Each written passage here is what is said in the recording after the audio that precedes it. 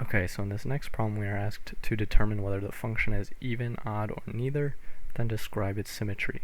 And the function we're given is h of x equals x times the square root of x plus 5, where x plus 5 is all underneath the radicand.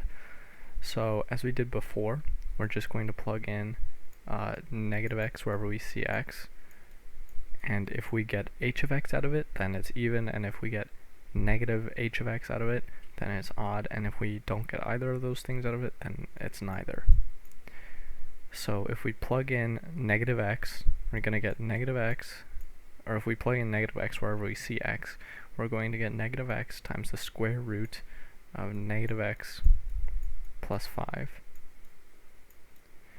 Now, we can't factor out a negative 1 in here because this negative is under the radicand, and we can't factor it out. And it's also not the equation we started out with, so we can say that this is neither. And then as for its symmetry, if you think about what the graph of this would look like, so it's a square root function, meaning at some point it's going to have to stop because the value under the radicand would be negative. And that would happen if we plugged in anything that was smaller than negative 5. So at negative 5, under the radicand would be negative 5 plus 5, which is 0. If we go smaller than that to negative 6, then we'd have negative 6 times the square root of negative 1, which isn't a real number. So we can say, if we mark this out as negative 5, it would start here and essentially just go like that. And as we can see, this isn't symmetric with anything. If you flipped it over, it's not symmetric with the y-axis, it's not symmetric with the origin. Symmetric with the y-axis would look like a parabola like this, and symmetric about the origin would look like this. And because it doesn't look like either of those things, we can say it doesn't have symmetry. Like that. And that would be my final answer for this one. Okay, so in this next problem we're once again asked to determine whether the function is even, odd, or neither, and then describe its symmetry.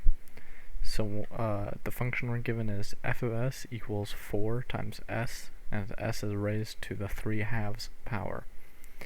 So just like always, I'm going to plug in negative s every time I see an s in the equation, and we're going to see what we get. So we're going to have f of negative s is equal to 4 times negative s to the 3/2.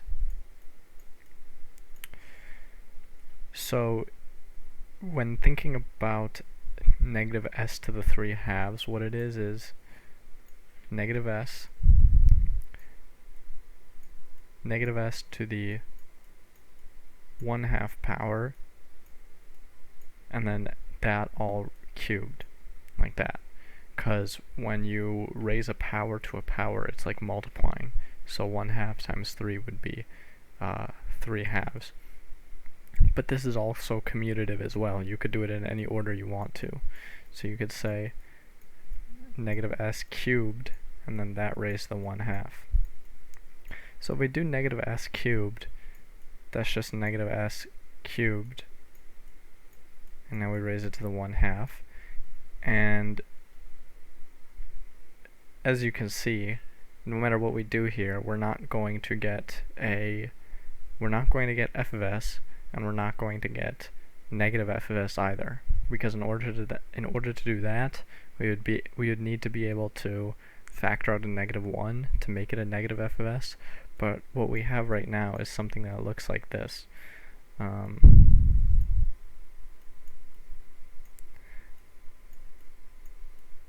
Like that, or yeah, like that. So you can't really factor out a negative 1. So in this case, it's neither even nor odd.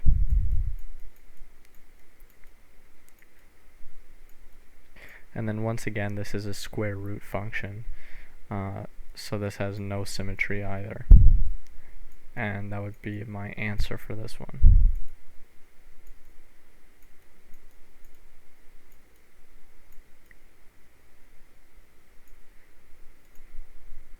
So in this next question, we're asked to sketch a graph of the function and determine whether it is even, odd, or neither, and then to verify our answers algebraically.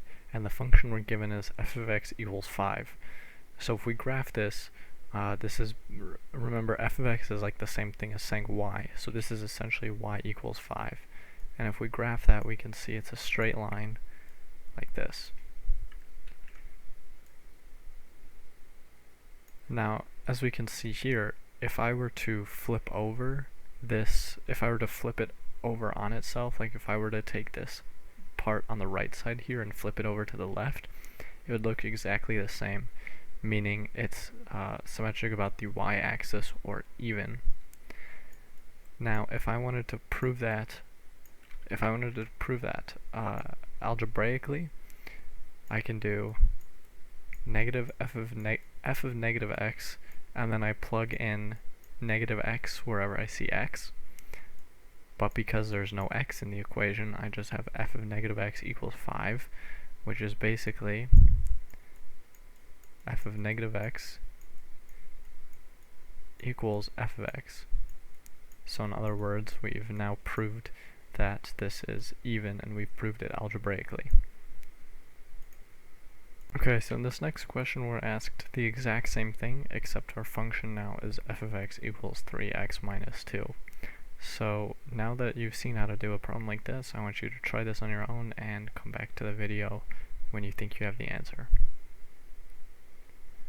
Alright, so assuming you pause the video to try it on your own, let's see how you did. So I'm just going to graph this function. So if we start at 0, for example, x equals 0, then f of x would equal negative 2, because 3 times 0 is negative 2, so we plot a point like that. And now that we know the slope is 3, we can go up 3 and over 1.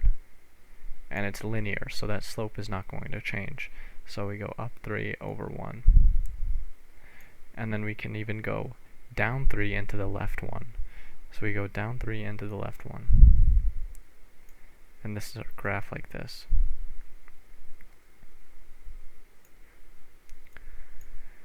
So if we look at this, I see that it looks like it may be symmetric about the origin. It does remind me of an x cubed graph, but I don't know for sure. So in order to kind of either further reinforce my belief that this is symmetric about the origin or odd, I can do that f of negative x trick, and we can verify algebraically if this does have any symmetry. So I'm going to do f of negative x and plug in negative x wherever I see x. So now I have 3 times negative x minus 2. So then I'm going to have negative 3x minus 2. And we can see now that if I were to factor out a negative 1, I would have 3x plus 2, which is not the same as 3x minus 2. So we can see now that this is actually neither, and that's why it's always important to verify your answers algebraically. Just by looking at a graph, you might not be able to discern the whether it's even or odd or not. So that's why you should always check algebraically. Okay, so in this next question, we're once again asked to do the exact same thing, just a different function. Our function now is f of x equals x squared minus 4. So once again, I'm going to graph this.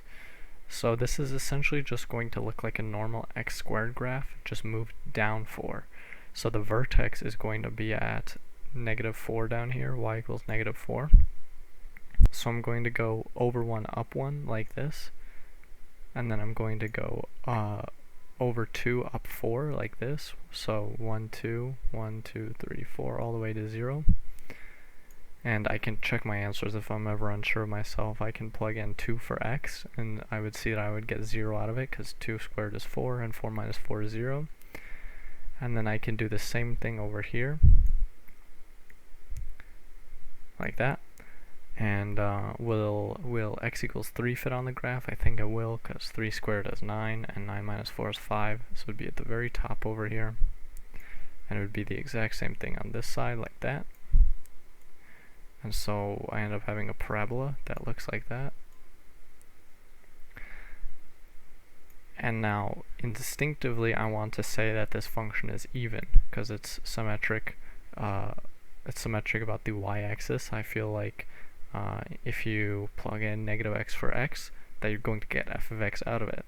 But I don't know for sure, so I'm going to check my answers algebraically. So I'm going to do f of negative x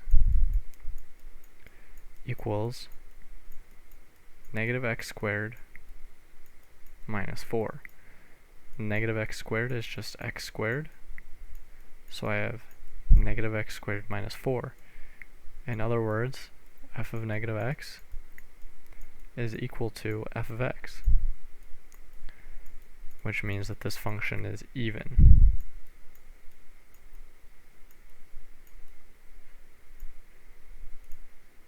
Okay, so in this next problem, we're once again asked to do the exact same thing, just to sketch it, but this time our function is different.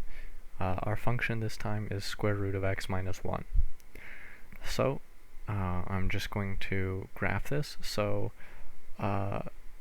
we can't actually start at 0 this time, because if we start at 0, we would get f of x equals the square root of negative 1, which is an imaginary number, so we have to start at x equals 1, and that would give us 1 minus 1 is 0, and the square root of 0 is 0.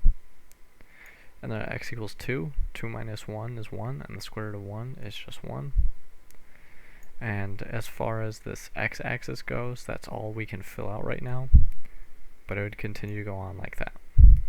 So just looking at this, I would say that it has neither, because it doesn't really look like a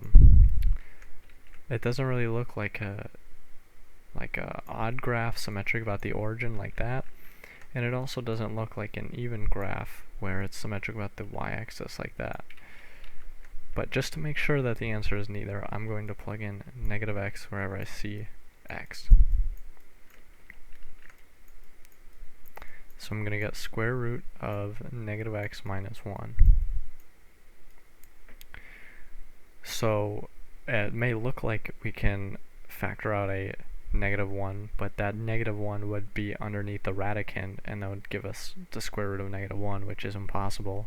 The only factoring we can do would be to do negative x plus 1. But we can still see that this is not the same as, it's not f of x, but it's also not negative f of x, meaning this is neither.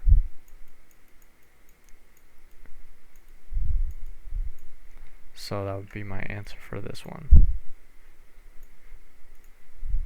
On this next problem, we are asked to sketch a graph of a function and determine whether it is even, odd, or neither, and then to verify our answers algebraically.